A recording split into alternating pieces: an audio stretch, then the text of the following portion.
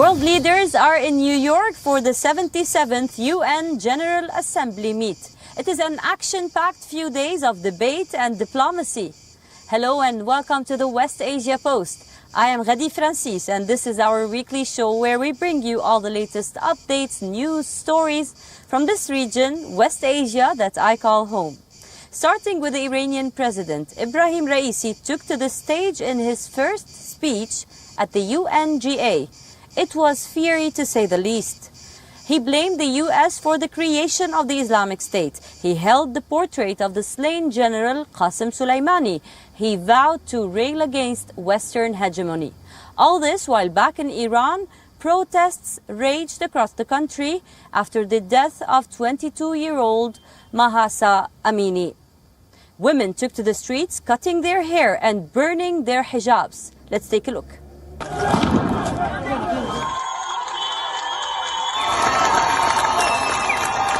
Women setting their hijabs ablaze.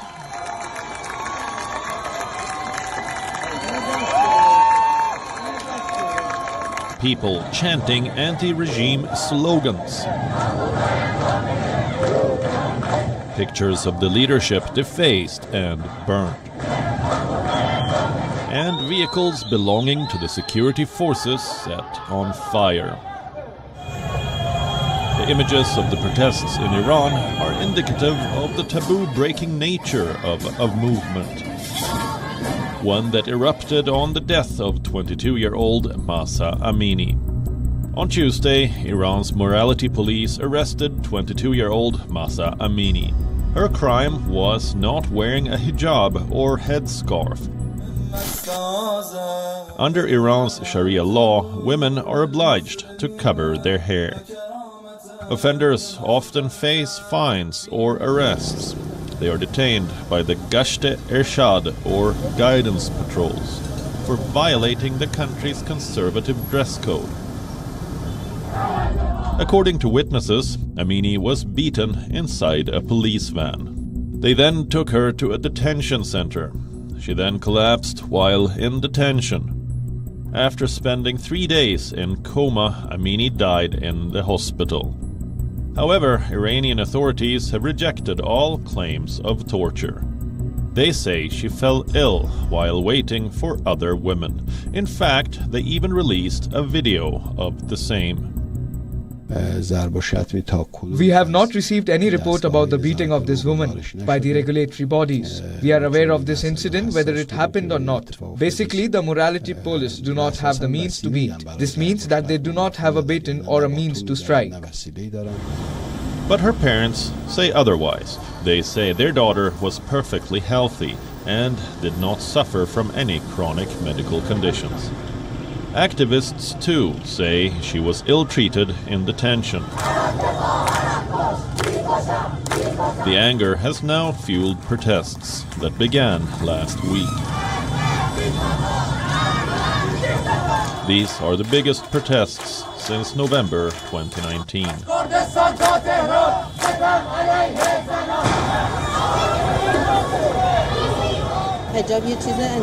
Hijab is a choice, it should not be forced. I like to wear it, someone else might not want to wear this, another might like to wear a chador. I'm afraid of seeing them. I think it is a useless thing. They should let the people choose like all the other countries. Each person should choose what she likes. These protests present a new challenge to the leadership. They are taking place nationwide. They have support across social media classes and ethnic groups, and were instigated by women. Unprecedented images have shown protesters defacing or burning images of Khamenei. They chanted death to the supreme leader. Many even set fire to an image of slain General Qasem Soleimani, similar to the portrait Raisi raised during his debut UNGA address. Protesters were also seen directly resisting security forces. Women refused to put their hijabs back on, and the vehicles belonging to police were torched. At least 17 people have already been killed in the protests. And authorities believe the crackdown will only intensify. Amini's death has also put the plight of Iran's Kurds in focus. Nearly 8 to 10 million Kurds live in Tehran. They have long suffered deep-rooted discrimination. Their social, political and cultural rights have been repressed. Kurdish regions have been economically neglected, resulting in entrenched poverty among the group. It was an issue that the Iranian president addressed at the UNGA, but instead of the protests, he blamed the West for their double standards and treatment of women. The Islamic Republic of Iran considers the double standards of some governments vis-à-vis human rights as the most important factor of institutionalization of violation of human rights, which resulted in various and numerous stances towards an incident which is under investigation in the Islamic Republic of Iran.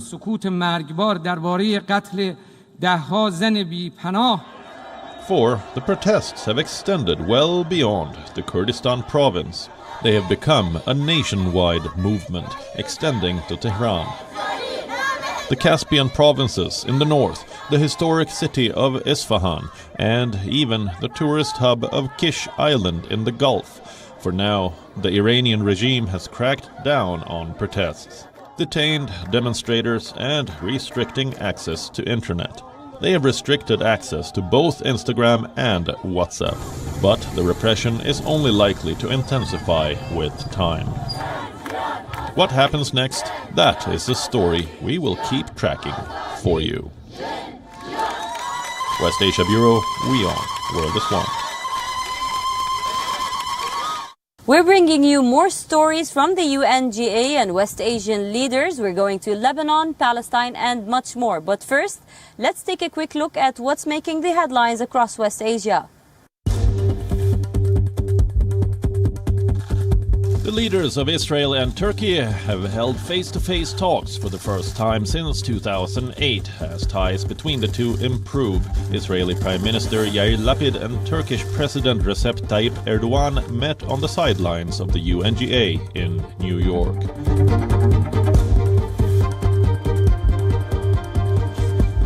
Iran's President Ebrahim Raisi and his delegation met French President Emmanuel Macron and other top European leaders as a deadlock over the 2015 nuclear deal continues.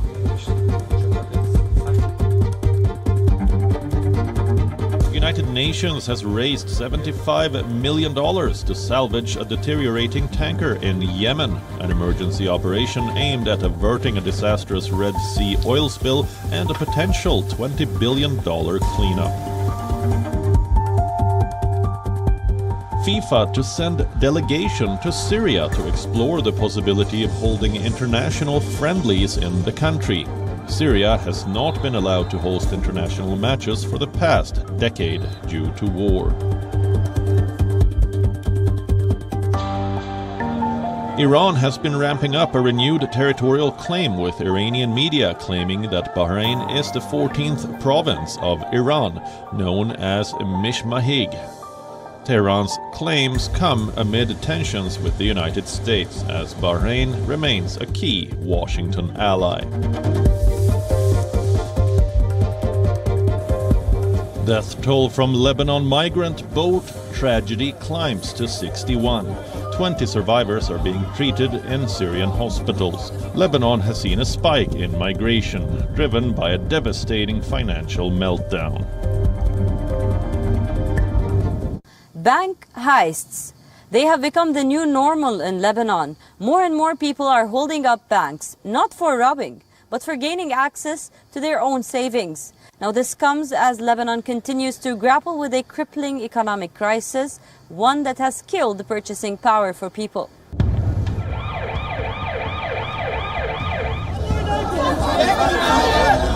Imagine this: an armed citizen, bank employees held hostage, shots being fired, police standing outside the doors, and people trying to negotiate with the gunman.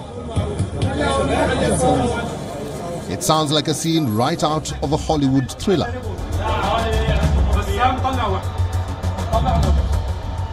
Except it was playing out in Beirut.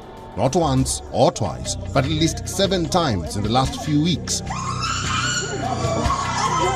These bank heists in Lebanon have become a growing trend.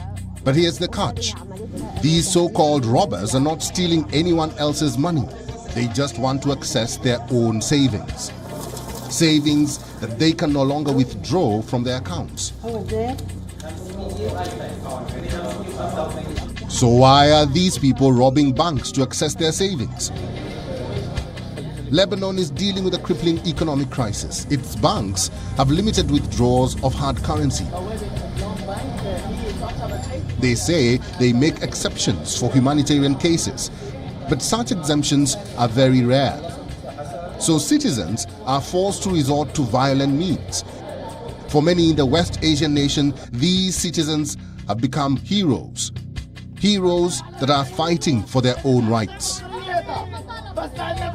So just how bad is the situation in Lebanon right now? This is Lebanon's worst economic crisis in modern history, posing the biggest threat to its stability since the civil war. On Monday, the Lebanese pound fell to a new low against the US dollar.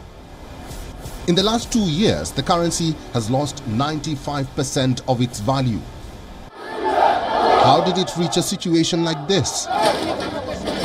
In 2015, the IMF detected a $4.7 billion hole in the central bank's reserves.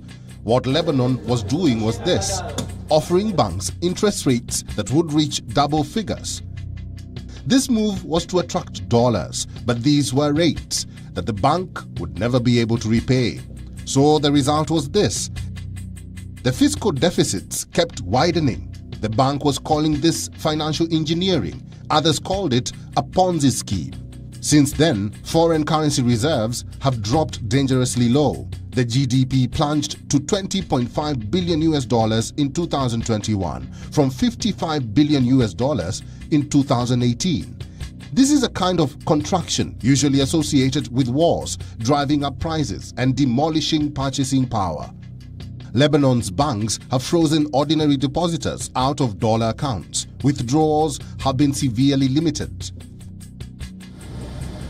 Now, after multiple holdups, banks are shut in the country for 3 days. A move that has further angered citizens across Lebanon. The revolutionaries are not puppets. When you want them, you can take them. This is forbidden. We will build Lebanon. We tell you, we shall own. Leave, and we, God willing, our children, will build Lebanon. We're going to keep seeing this happen as long as people have money inside. What do you want them to do? They don't have another solution.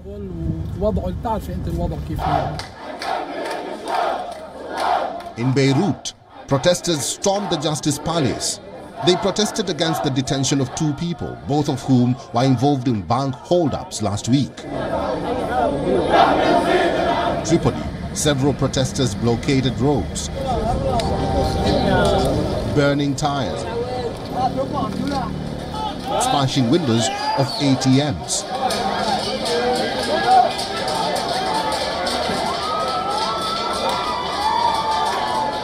For now, the only solution is an IMF bailout. An IMF delegation arrived in Lebanon on Monday.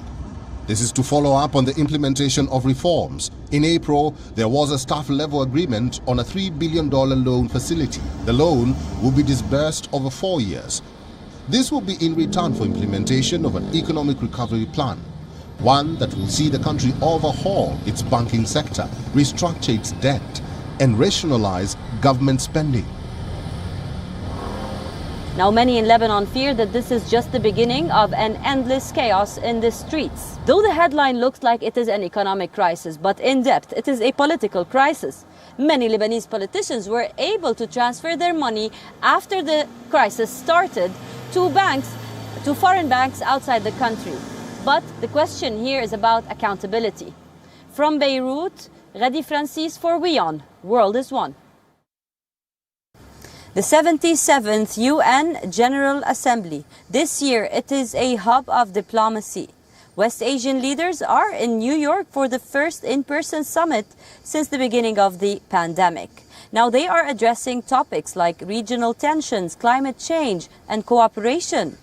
In this special report, we bring you highlights of what West Asian leaders advocated for. Leaders from West Asia gathered at the UNGA expressing concern over the war in Ukraine.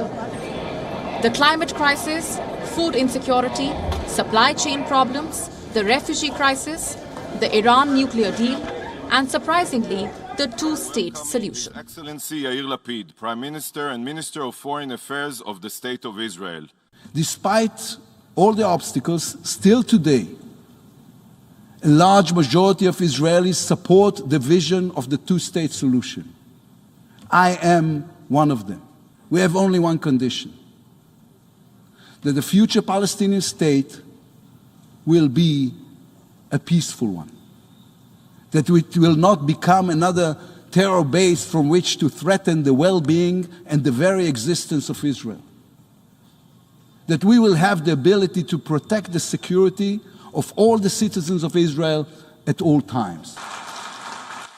Au nom de l'Assemblée générale, j'ai l'honneur de souhaiter la bienvenue à Son Excellence Monsieur Kasike. A government on the other side of this planet decided to bring havoc and chaos to the geography of our region at the expense of the lives and the blood of women and children and the innocent. But the Republic's resistance put an end to that movement, to that destructive movement. And the leader that descended into the arena in the fight against terrorism was no other than the beloved late martyr, General Soleimani. Recep Tayyip Erdogan, President of the Republic of Turkey, and to invite him to address the Assembly.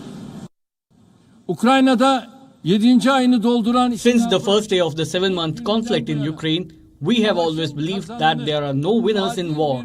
Today we continue to emphasize the key role of dialogue and diplomacy in resolving the crisis.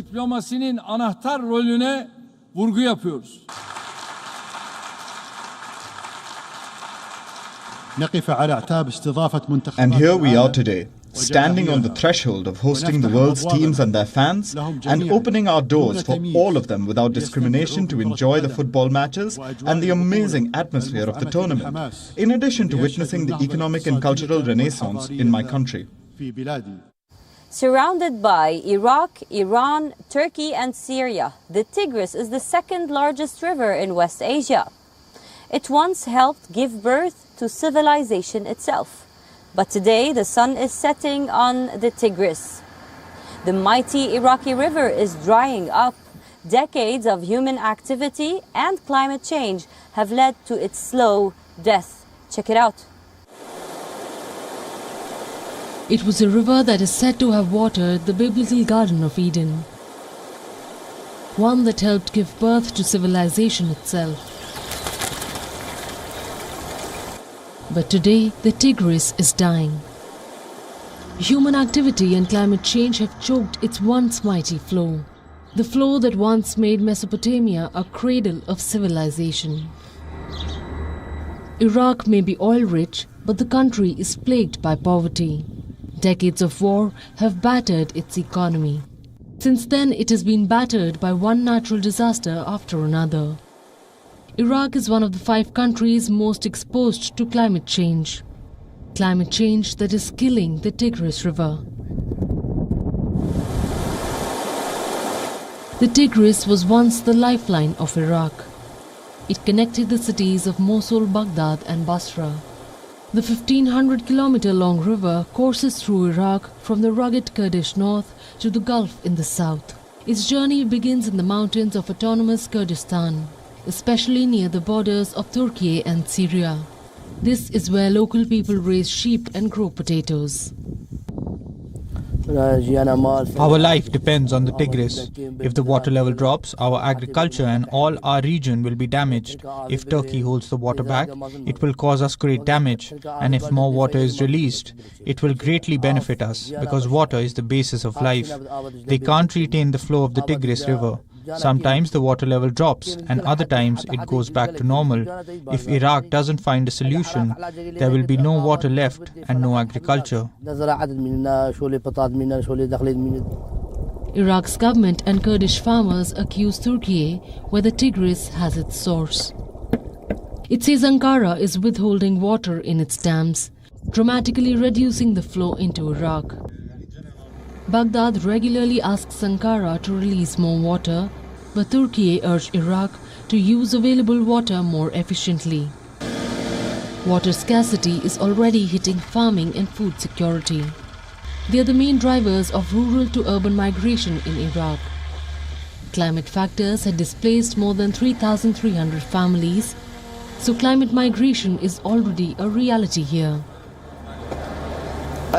We were displaced due to war, due to siege, and now we're going to be displaced because of the lack of water. If there's no more water, we will be forced to move. It would be impossible to live in these areas. Iraq's Ministry of Water Resources blames silt, calling it the main reason for the river's reduced flow. Until recently, the Baghdad authorities used heavy machinery to dredge the silt. But with cash tight, work has slowed down. Years of war have also destroyed much of Iraq's water infrastructure. So cities, factories, farms and even hospitals dump their waste straight into the river.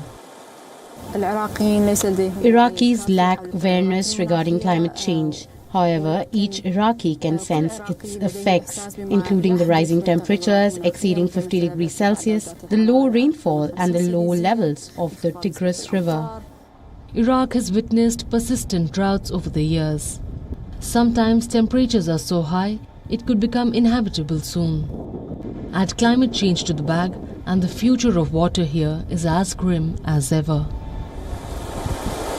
For the people, they are left at the mercy of Iraq's shrinking rivers, their fate tied to that of Tigris. West Asia Bureau, WION, World is One. That's all we have for you on this episode of the West Asia Post. I will see you next week with a brand new lineup, bringing you more stories from the most volatile region in the world. Until then, stay safe. I am Ghadi Francis, and you're watching WION, World is One.